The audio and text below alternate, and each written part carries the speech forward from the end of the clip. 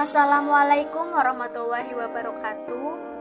Berjumpa kembali bersama kami, mahasiswa program studi pendidikan IPA, Fakultas Keguruan dan Ilmu Pendidikan, Universitas Pancasakti Tegal. Pada video kali ini, kami akan membahas mengenai bagaimana mengatur hormon bahagia yang disusun oleh Rizalatul Nadila dengan NPM 1818-50010 dan Sinta Agustina dengan NPM 1818-50009. Sebelumnya, kenalan dulu yuk sama kreatornya. Yang pertama, ada Rizalatul Nadila, Brebes 13 Mei 2000 dengan NPM 1818-50010. Yang kedua, ada Sinta Agustina, Brebes 22 Agustus 2000 dengan NPM 1818-50009. Apa itu bahagia? Bahagia adalah keadaan atau perasaan senang dan tentram, bebas dari segala yang menyusahkan, menurut Kamus Besar Bahasa Indonesia.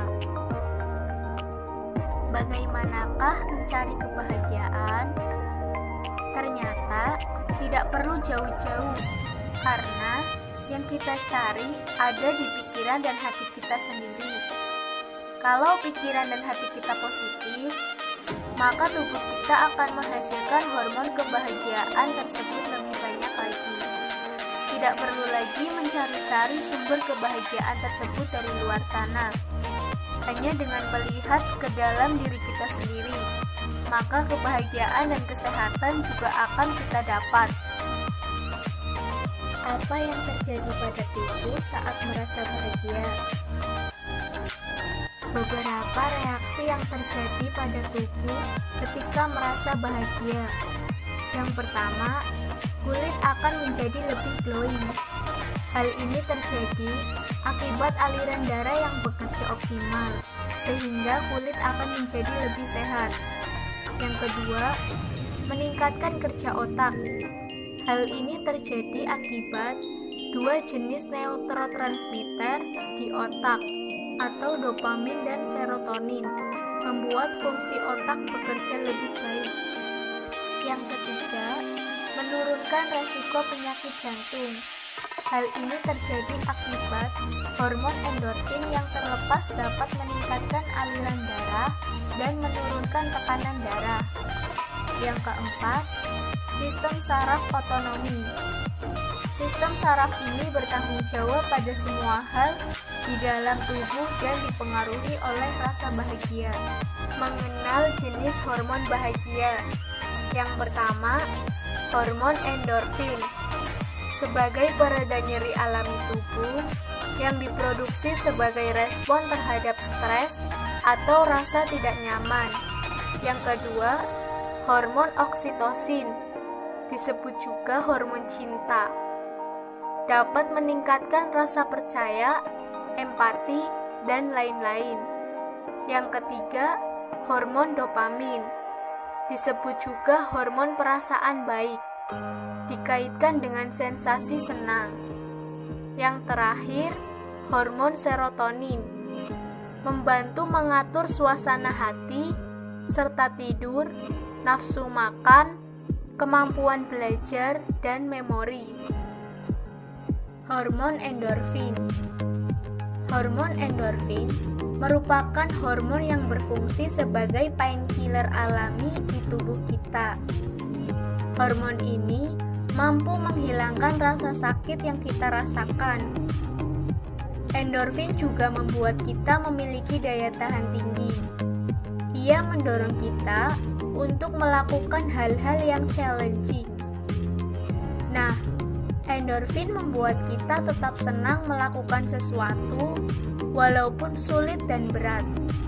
Kamu bisa merangsang hormon ini dengan melakukan olahraga atau mengkonsumsi makanan pedas. Hormon oksitosin. Oksitosin lebih dikenal dengan hormon cinta. Hormon ini dapat meningkatkan perasaan cinta dan kepercayaan terhadap seseorang. Hal yang bisa kamu lakukan untuk memicu pelepasan hormon ini adalah dengan menunjukkan rasa sayang kepada orang yang kamu kasihi. Misalnya dengan berpelukan, berbuat kebaikan, dan melakukan pijatan. Hormon dopamin. Hormon dopamin adalah hormon kesenangan atau kenikmatan yang dilepaskan ketika kita mencapai suatu tujuan. Hormon ini membantu kita supaya termotivasi dan fokus untuk melakukan suatu pencapaian. Hal yang bisa kamu lakukan untuk merangsang hormon ini adalah dengan membuat perencanaan tujuan dan makan makanan yang kaya protein. Hormon serotonin. Serotonin sering disebut sebagai hormon kebahagiaan.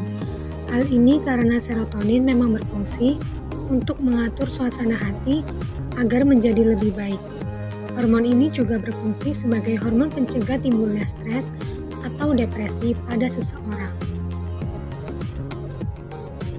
Yang pertama, kadar endorfin meningkat saat melakukan aktivitas yang menimbulkan perasaan memuaskan, seperti makan makanan yang lezat, olahraga, atau berhubungan intim.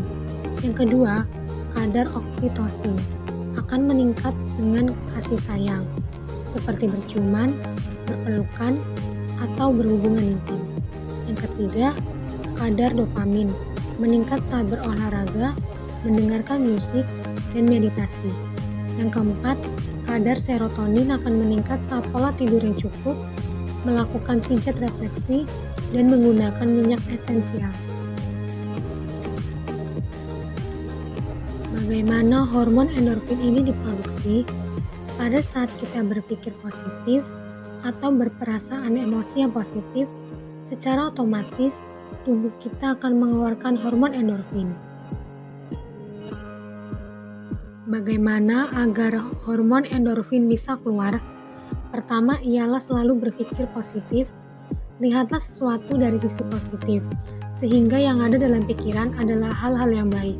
Kedua, buang semua emosi negatif.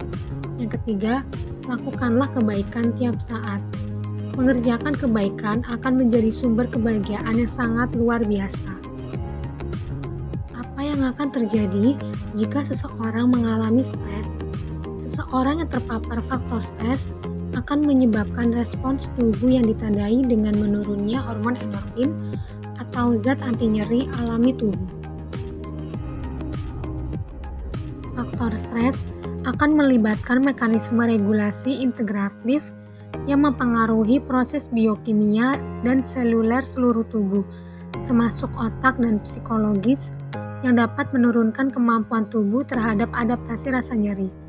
Di sisi lain, saat stres, tubuh akan memproduksi hormon adrenalin, estrogen, progesteron, serta prostaglandin yang berlebihan. Hormon endorfin ini juga bisa memperkuat daya tahan tubuh dan meningkatkan stamina.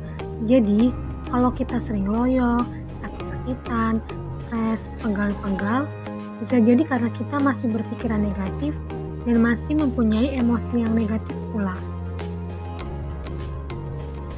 Misi manusia di dunia ini adalah berpikir positif dan menebarkan sebanyak-banyaknya kebaikan kepada semua orang. Dengan berbuat baik, hidup kita akan lebih bermakna. Kebahagiaan dan kesehatan itu semua bermula dari hal-hal positif yang kita pikirkan, rasakan, dan lakukan. Terima kasih sudah menonton. Jangan lupa tetap terapkan 3M. Memakai masker, mencuci tangan, dan menjaga jarak. Tetap sehat ya. Assalamualaikum warahmatullahi wabarakatuh.